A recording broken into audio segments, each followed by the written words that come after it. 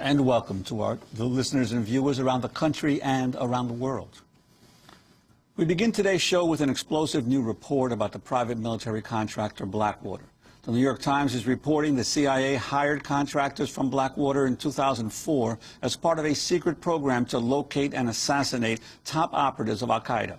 Executives from Blackwater helped the spy agency with planning, training, and surveillance. The CIA spent several $1 million on the program, which the Times claims did not successfully capture or kill any terrorist suspects. Meanwhile, the Washington Post reports Blackwater had operational control over the program. Officials say the CIA did not have a formal contract with Blackwater for this program. Members of Congress did not learn about it until earlier this year after it had been canceled. To talk more about the story, we're joined by independent journalist Jeremy Scahill, the author of the best-selling book, Blackwater, The Rise of the World's Most Powerful Mercenary Army. He was working on the story when it broke. His article on the program will appear on thenation.com today. Jeremy, respond to this expose. Well, I mean, I think that what we see here in the Times is a very small fraction, and in the Post for that matter, a very small fraction of this story. Blackwater has had a long-standing relationship with the Central Intelligence Agency, and I go into this at great length in my book. There are two figures that I think tell the story of Blackwater's relationship with the CIA. One is a man named Alvin, a.k.a. Buzzy Krongard. The other is a man named J. Cofer Black. Buzzy Krongard was the executive director of the Central Intelligence Agency in 2002, the number 3 man at the agency. He reportedly was a friend of or an acquaintance of Erik Prince's father, Edgar Prince. The two of them ended up meeting officially in 2002 when Buzzy Krongard and Erik Prince arranged a black contract for Blackwater with the CIA to deploy a small team of men inside of Afghanistan on the CIA payroll. It was a $5 million contract. And the official reason for Blackwater going into Afghanistan was to provide protection for the CIA operatives that were operating in Afghanistan in the early stages of the U.S. operations there. So Erik Prince himself, he's a former Navy SEAL, goes over with that first team of Blackwater guys as one of the operatives. And he goes to Shkin, which is a town along the Afghan-Pakistan border where the CIA was running a mud fortress that was called the Alamo. Prince stayed there for a little bit of time, and according to another Blackwater executive who was with Prince on that trip that we talked to for my book, Erik Prince spent a few days there and then went to Kabul to try to win more business with other U.S. federal agencies. So that initial relationship, Buzzy Krongard with Erik Prince, started, we understand, this CIA relationship with Blackwater. Interestingly, when we talked to Buzzy Krongard, reached him on the phone in the course of doing my book, he was sort of startled at the idea that someone was asking him about Blackwater and the CIA, and he said, I don't know which came first, the chicken or the egg, meaning I don't know if Blackwater came to us with an offer to work for the CIA or if we came to them. Now, who knows what's true and what's not true. After that, Blackwater then started a whole division of its company for security operations. That's pretty much when Blackwater's role as a provider of private soldiers began.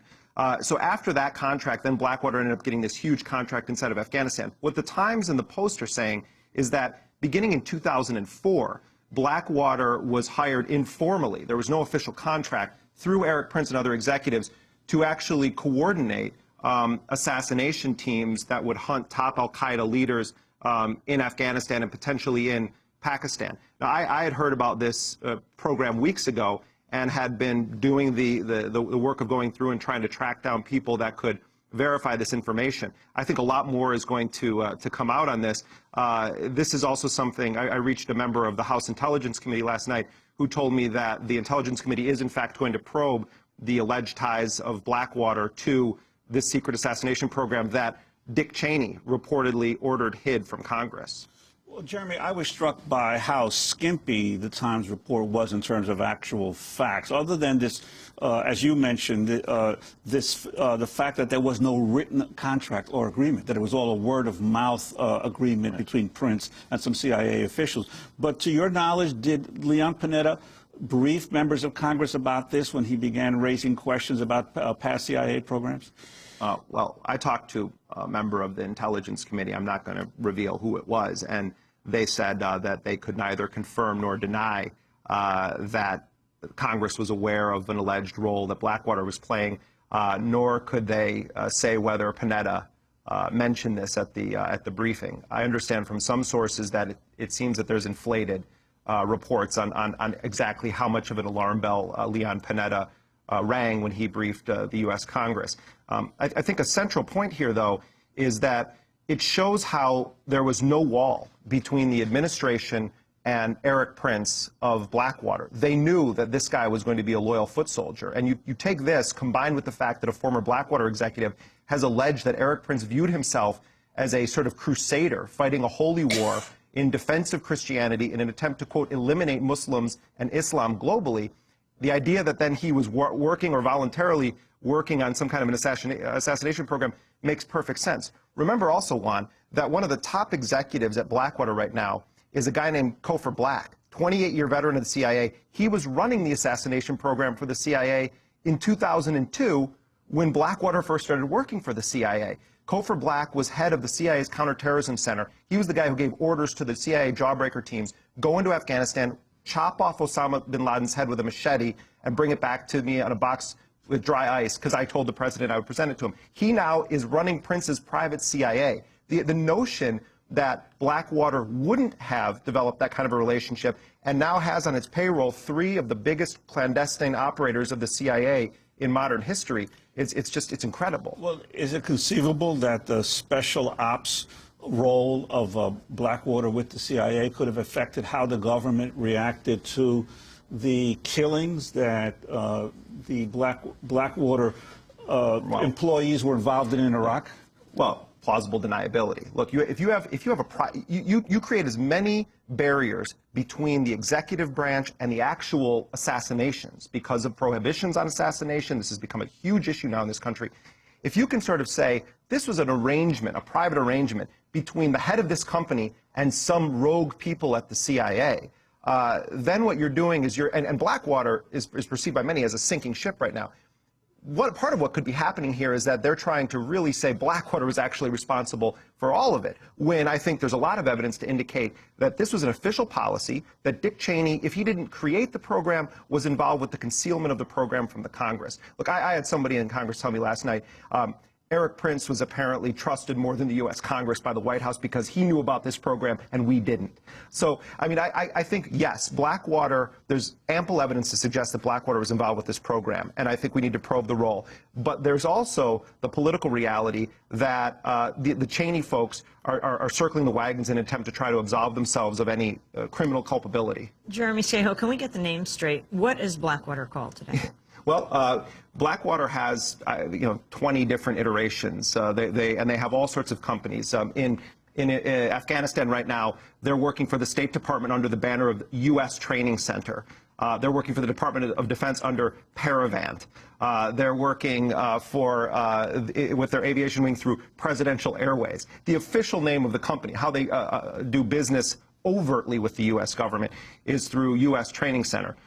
I understand that they also have some companies that are used for covert operations. Tiger Swan is a company that I understand has been used for some of their covert work. And the New York Times refers to them as Z Services, XZ. Yeah, that's so last week, Amy. I mean, it's it changes pretty much every week. The other thing is they have an offshore operation, which is a classic old-fashioned mercenary operation called Greystone, which I understand still does business in Iraq. And let's remember, Blackwater's not just working for the U.S. government. They work for the International Republican Institute, a John McCain-affiliated organization that's been involved with interference in democratic processes in countries around the world and destabilizing countries. There are reports that they've been in Pakistan recently, and I understand there's going to be some probing of that. In fact, Representative Jan Schakowsky on August 6th wrote a letter to Secretary of State Hillary Clinton asking for information about Blackwater's alleged role in Pakistan right now. This is a company that continues to work at every level, secret and overt, of the U.S. government. Let's talk about Blackwater's relationship with the Obama administration, the contracts it currently has. Right. Well, I mean, I've spent the better part of the past month pursuing this, and Blackwater has one official remaining overt contract in Iraq. The State Department has confirmed that Blackwater still is armed in Iraq. They're working technically on an aviation contract, though the State Department told me that their men are allowed to carry weapons and that it's countrywide in Iraq. Blackwater has these Little Bird helicopters that have become a central part of the transportation of U.S. officials, occupation officials around Iraq. That is supposed to end on September 3rd. The Obama administration increased the value of that contract in late July by $20 million to $187 million. So this Blackwater's made over $1 billion in Iraq on diplomatic security, as they call it, though some would say there